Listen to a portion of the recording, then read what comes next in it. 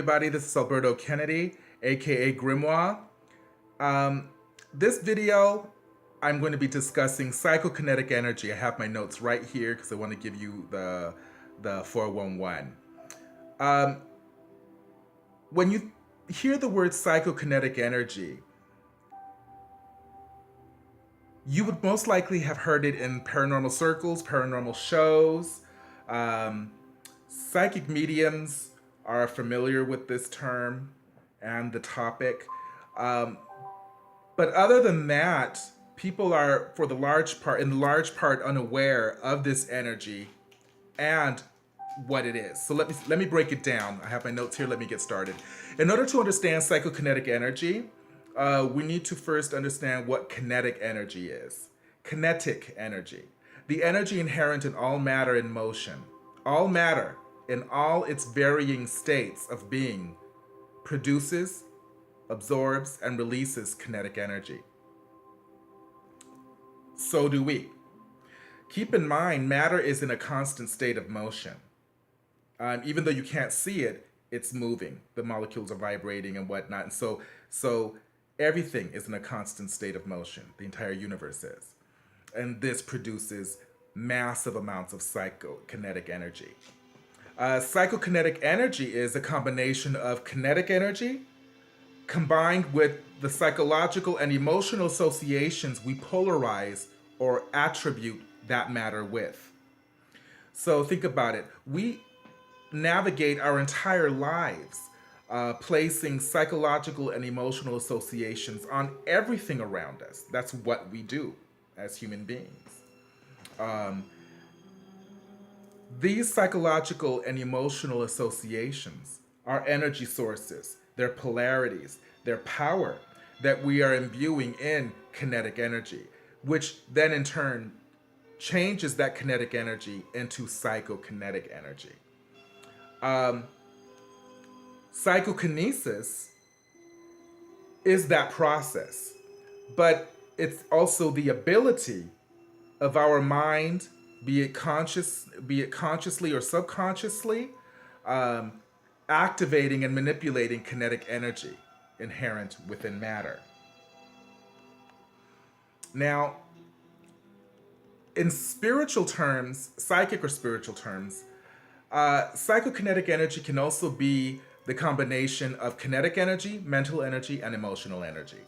I like that. It's more simplistic and concise, succinct. This energy, kinetic energy, psychokinetic energy, we are producing, releasing, absorbing all the time since we're in this physical world until we leave the physical world. And maybe even then we are still doing so. I mean, that's speculative. I mean, this whole subject is speculative, but I'm speculating in terms of the spiritual. But from my experience dealing with the dead, dealing with spirits, they have a large amount of psychokinetic energy, and they know how to work psychokinetic energy, hence them moving things on a physical level that they can't touch. Hello. Huge. So psychokinetic energy is one of the energies within the universe that we can access through our thoughts and through our emotions. For example, psychokinetic energy can leave an imprint. A place where a traumatic or negative event happened will leave a psychic or psychokinetic stain on the environment. This is called echo energy, but in reality, it is residual psychokinetic energy that was released by that traumatic event or negative event. Now, it doesn't always have to be negative. Psychokinetic energy can have a positive charge to it as well. I'm sure we all have a secret place that we go to when we want to feel safe, relaxed, or a place that we really enjoy being. For guys, it might be their man cave, where they feel safe. Well, that place, that environment, that location is saturated with psychokinetic energy that's positive because it makes you happy. It encourages feelings positive feelings, you know? So it doesn't always have to be negative. Psychokinetic energy is not inherently negative. No, it's not. And that's where I would get into here that kinetic energy by itself is neutral. It doesn't have a positive or negative charge. It's only when we superimpose our psychological and emotional associations to that energy and then it becomes psychokinetic energy, then it will have a positive or negative charge. But energy is energy. Like I said in one of my last videos, it's the psychological associations and emotional associations that we superimpose on energy, any energy, in this case, psychokinetic energy, that makes it positive or negative. PK abilities, essentially, is the activating, producing, absorbing, and releasing of psychokinetic energy for the purpose of cause and effect. So this energy you can tap into via meditation, and using your psychological associations and emotional associations with the matter around you. Now, we can use PK abilities on people, places, and things to heal, mind you. Don't be all negative. But you can use this energy, since it's all around us, to heal, to protect, to defend. PK abilities, everything has kinetic energy. So you can pull that kinetic energy to you. And the process of you pulling kinetic energy to you for a particular result, or for a particular action or event that you want to cause to happen, cause and effect. That energy, when you're pulling it to you, when you connect with kinetic energy, it is now becoming psychokinetic energy. And that energy you can use to a particular end. In order to actualize this ability, you have to understand energy, spirituality, psychic ability, and your thoughts, your psychological makeup, your emotions, your emotional makeup.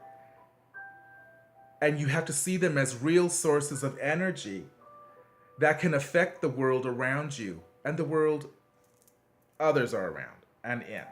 You know, you can affect the other people as well with this energy. Psychokinetic energy even shapes our realities as well as our perception of realities. So one can affect reality with psychokinetic abilities. Keep in mind, this ability you can activate, produce. Since we're always producing it, you just become conscious of the production of this energy within yourself. Absorbing. Same with absorbing. We absorb psychokinetic energy on a constant basis. We just have to become conscious about it. And releasing this energy. And we just have to become conscious about this. Because our PK abilities, everybody has, just like psychic ability and empathic ability. PK abilities or psychokinetic abilities we all have. It's just that we do it so instinctively, and we do it without thinking naturally, that we have to become conscious about this energy and sensitive to it. Because if you cannot perceive something, you cannot have control of something. And this is part one of psychokinetic energy.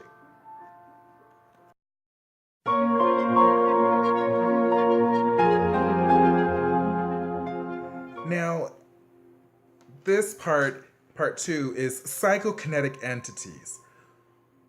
I'm sure we've all heard that famous movie, Poltergeist, with Lil Carol Ann. Magic Munchkin and all that. I love that show, one of my favorites. Well, contrary to popular opinion, poltergeist activity is not the sole manifestation of psychokinetic energy. Psychokinetic entities would be just one manifestation. Poltergeists would be one manifestation of psychokinetic entities. There's many different. And I'll get into that right now. Over time, psychokinetic energy, if left unchecked, can become conscious and can become a sentient being.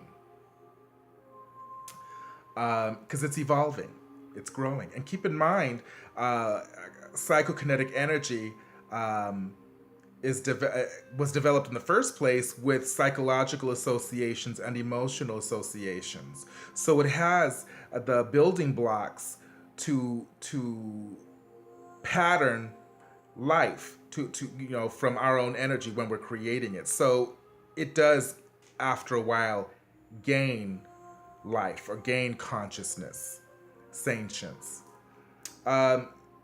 The most common of these PK entities or psychokinetic entities is poltergeists. Psychokinetic entities just don't come in one. There's many different types of psychokinetic entities.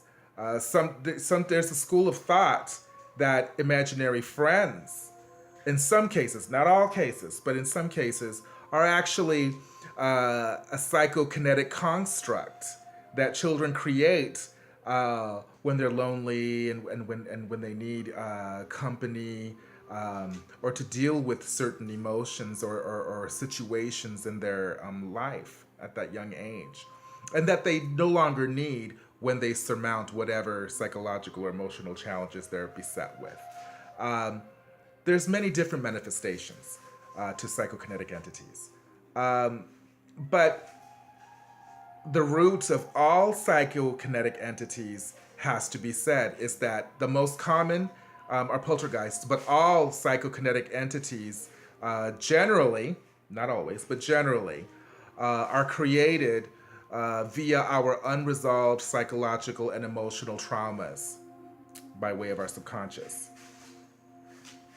But there are others, as I said. We naturally, think about this, we naturally imbue our ideas, beliefs, religions, our very perceptions with psychokinetic energy, either consciously or subconsciously. This is how we give life and manifest our ideas, our hopes, and dreams. And sometimes we manifest our fears, struggles, and our own hardships. You know, that's also another form of psychokinetic energy, when we manifest challenges for ourselves, hardships for ourselves. Sometimes our worst demons are self-created. Now, what I'm going through, I'm leading you somewhere with this, so hold on one second. Our psychokinetic energy can create living entities. Imagine countless of generations, all the way back to the beginning, our beginning, the massive amount of psychokinetic energy released in the history of our evolution to date. Imagine all the psychokinetic entities we have made. Imagine these beings now, with the positive and negative polarities we have given them.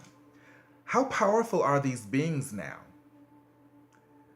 They are no longer poltergeists, no longer psychokinetic energy globs or masses of energy without agenda. Now, they just might be evolved into what we perceived as gods, angels, and demons.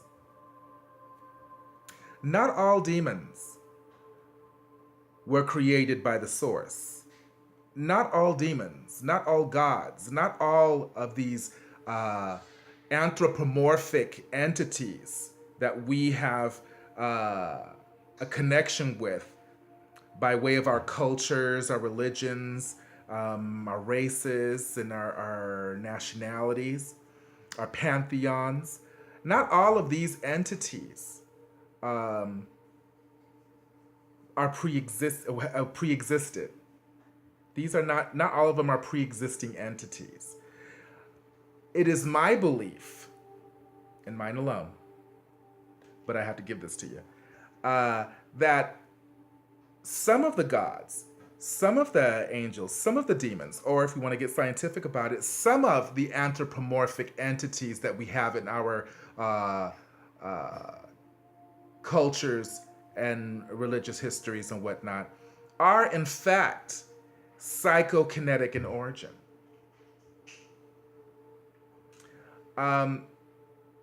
It's quite possible some of these beings our ancestors worshipped and sacrificed to were psychokinetic entities we unwittingly gave birth to via our collective or mass consciousness. So that's something to think about. Since we're creating energy all the time, psychokinetic energy all the time, we're creating this. It's possible. It's possible theoretically, within the theoretical spectrum, that a lot of our anthropomorphic beings that we've created in our cultures, histories, religions, are in origin psychokinetic. That's not to say that they're not real. No, they are definitely real. But it would be interesting to it's great to speculate. We're not hurting anybody speculating, but not all of these entities, deities, anything that we've put an anthropomorphic spin on, are pre-existing. Some of them were created by our own ability in psychokinesis. Just throwing that out there. Okay, and this is what I have for you. If you have any questions, let me know. And something to think about. Just a thought. Don't get mad. Like my videos. Subscribe to my channel. And I'm going to keep writing, and I'm going to keep researching, and I'm going to keep bringing information to you as I get it. And I am going to always bring light to dark places. And I'm also going to try to help y'all think, okay? All right, I'll holler. Bye.